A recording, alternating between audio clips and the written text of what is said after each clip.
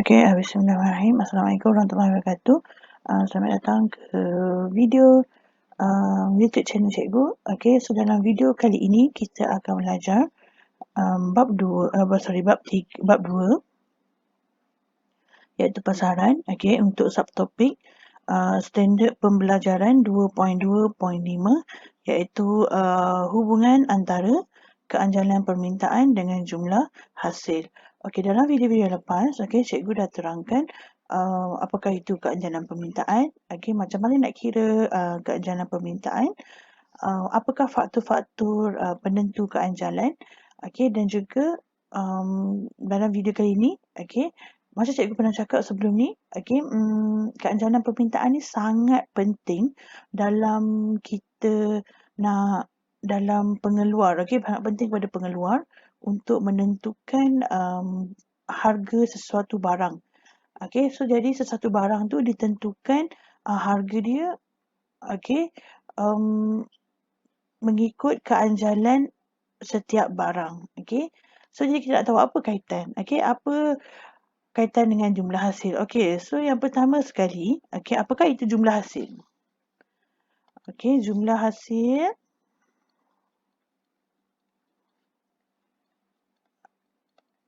jumlah hasil, maksudnya ialah pendapatan yang diterima oleh pengeluar. Pendapatan yang diterima oleh pengeluar.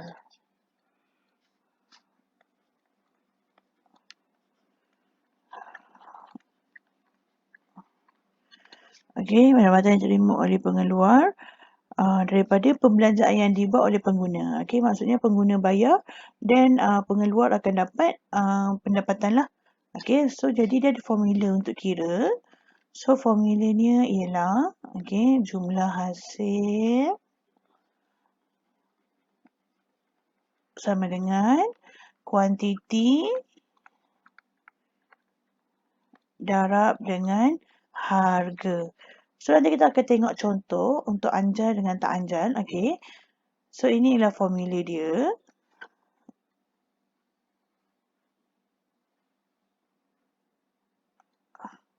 Okey. So kalau awak tengok dekat rumus ni kan, jumlah hasil sama dengan kuantiti darab harga. So jadi okey, perubahan dari segi kuantiti dan harga, okey, sangat memberi kesan kepada jumlah hasil, bergantung juga kepada jenis keanjalan. Okey, so jadi seterusnya kita akan tengok kesan jumlah hasil untuk anjal dan tak anjal. Okey. Okey, so sekarang kita akan tengok untuk barang-barang yang mempunyai permintaan anjal. Okey, so secara asasnya, okey, secara amnya, okey, strategi untuk barang anjal, okey, strategi pemasaran untuk barang anjal, okey, kalau pengeluar nak tingkatkan jumlah hasil, okey, dia kena turunkan harga. Okey, dia bila pengeluar turunkan harga, okey, dia akan menyebabkan jumlah hasil meningkat. Okey, macam mana dia meningkat? Nanti kita akan cikgu akan tunjuk contoh supaya lebih faham. Okey. So, misal kata ada seorang pengeluar ni, okey, pada asalnya kita akan buat jadual supaya lebih nampak. Okey, ni harga. So, ni akan jadi QD, kuantiti permintaan. Okey. So, ada seorang pengeluar, okey, dia mengeluarkan suatu barang, okey. So jadi barang ni kita tak tahulah anjal ataupun tak anjal. Okey. So jadi nanti kita kena kiralah keanjalan dia. Okey, ada satu barang. Okey, satu barang ni harga dia RM20. Okey, kuantiti permintaan pada harga RM20 ialah 60 unit. Okey. Manakala, okey, jadi pengeluar ni, okey, dia turunkan harga daripada RM20 kepada RM16. Okey. So, kuantiti permintaan akan meningkat. Okey, meningkat daripada 60 ke 90. So, maksudnya yang ini akan jadi asal, yang ini akan jadi baharu. Okey, kenapa kita kena pasti asal dengan baharu? Sebab kita nak kira, okey, kita nak kira, okey, kita nak kira keanjalan permintaan. Okey, so kita kira belah sini. Sebabnya kita kena pasti dia ni anjal ke tak anjal. Okey. So yang pertama, okey, kira keanjalan. Okey. Okey, macam mana nak kira keanjalan? Okey, mula-mula kita kena kira dulu peratus perubahan kuantiti permintaan. Okey, sama dengan, okey, apa formula dia, ingat lagi ke? Okey, baharu tolak asal bahagi asal darab 100. So, 90 baharu tolak asal bahagi asal darab 100. So, akan dapat 50%. Okey. Okey, selepas tu kita kira pula peratus perubahan harga. Okey. So, 16 baharu tolak asal bahagi. Okey, so peratus perubahan harga baharu 16 tolak 20 bahagi 20 darab 100. Okey, darab 100.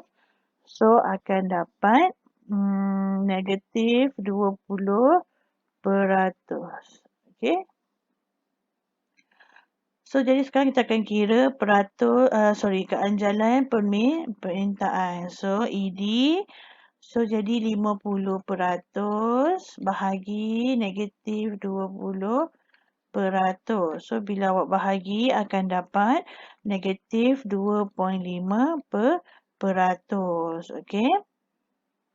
So, kalau tengok daripada nilai perkali ni, okey, negatif 2.5%. So, maksudnya kita tahu yang barang ni ialah barang anjal. Okey, macam mana cikgu boleh tahu dia barang anjal?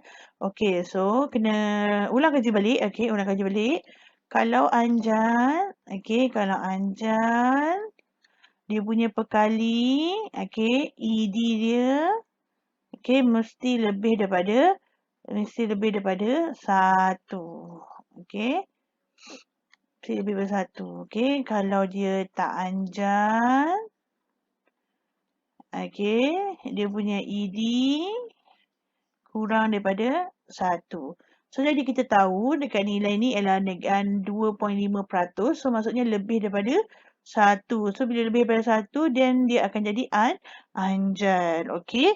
So, jadi kita tahu barang ni barang anjal. Okey. So, lepas ni kita akan tengok. Okey. Macam mana macam mana barang ni memberi kesan kepada jumlah harga, jumlah hasil. Okey.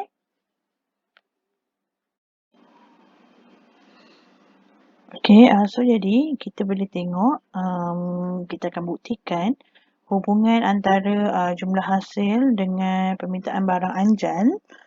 Okey, melalui graf ataupun rajah ataupun keluk, okey, yang ada di skrin awak ni ya. Okey. So jadi pada asalnya, okey, harga, okey, harga barang adalah RM20. Okey, dan kuantiti permintaan ialah RM60. Okey. Okey, RM60. So,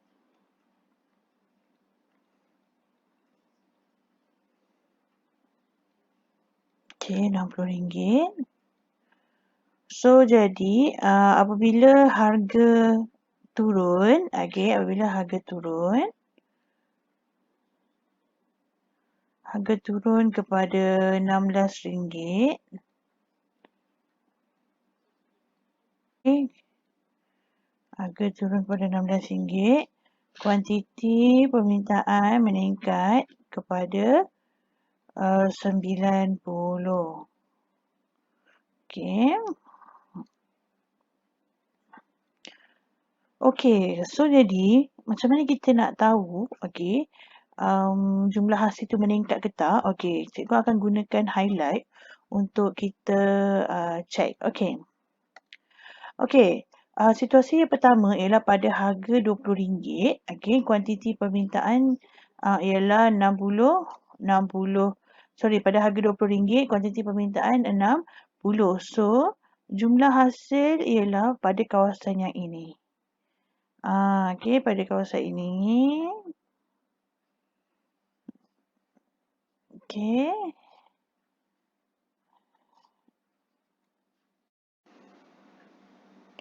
Okey, so jadi kalau awak tengok, okey, warna biru cair yang cikgu dah highlight ini, okey, ini merupakan jumlah hasil, okey, jumlah hasil bagi harga RM20. Okey, bagi harga RM20. Okey, sekarang kita akan tengok apabila harga turun kepada RM16 pula. Okey, dan kuantiti permintaan meningkat kepada RM90. Okey, so ini ialah kawasan dia. Okey, cikgu highlightkan supaya lebih nampak. Okey.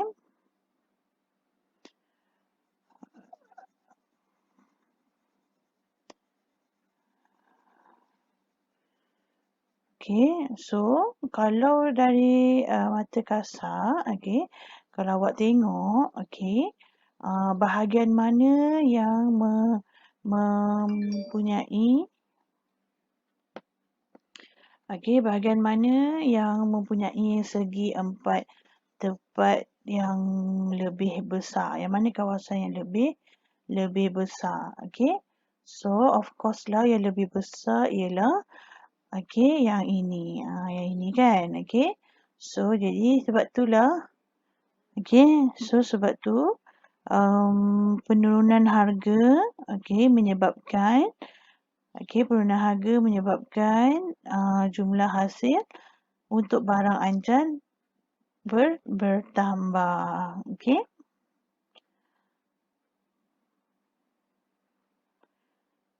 Okey, so ini dari segi kalau kita nak explain untuk bahagian 3 lah. Okey, bahagian keluk. Okey, biasanya dekat paper 2 bahagian B lah. Okey, biasanya kita memang kena, kalau dia minta dalam keluk, kita memang kena bagi dalam keluk lah. So ini boleh bukti lah. Bukti yang menunjukkan jumlah hasil meningkat apabila harga menurun, apabila harga diturunkan melalui kawasan mana yang lebih besar. So kawasan warna ungu lebih besar berbanding kawasan berwarna biru turquoise ni. Okey, so jadi cikgu akan tunjuk juga, okey, bukan selain daripada melalui keluk, okey, kita juga boleh tunjuk melalui pengiraan. Okey, so jadi kita akan tengok kepada pengiraan pula, okey.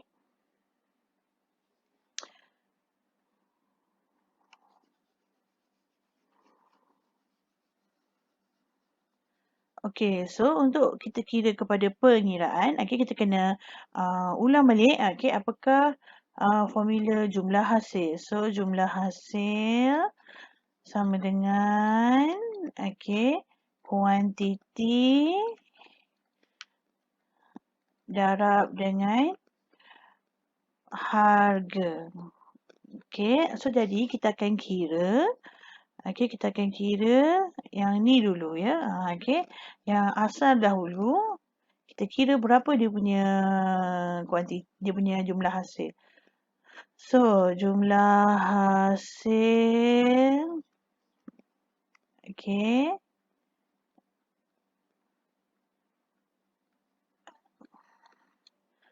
jumlah hasil sama dengan kuantiti 60 darab dengan RM20.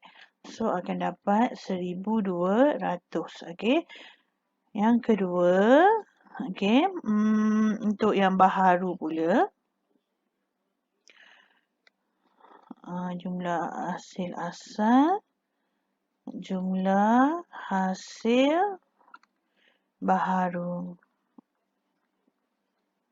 sama dengan 90 darab dengan 16. Okey, RM16. So, sama dengan RM1440. So, kalau dari segi nombor, okey, cikgu rasa semua dah boleh nampak. Okey, memang ada perbezaan jumlah hasil. Okey. So, jadi kita kena tengok berapa perbezaan dia. Okey, kita nak tahu. So, perbezaan dia 1440. Okey, 1440 tolak dengan 1200. Okey, akan dapat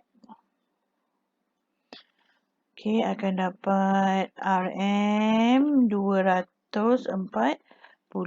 So, bezalah. Okey, beza. So, kalau dia turun, maksudnya kalaulah pengeluar turunkan harga kepada RM16, okey, dia akan memperoleh keuntungan, okey, ataupun jumlah hasil, okey, RM240 lebih kalau dia harga RM20. Okey, kalau harga RM20, dia hanya dapat 1,200 sahaja. Tapi kalau dia turunkan kepada RM16, okey, dia akan dapat lebih lagi. Okey, jumlah hasil tu akan lebih banyak, iaitu 1,440. So, beza dia RM240 lah.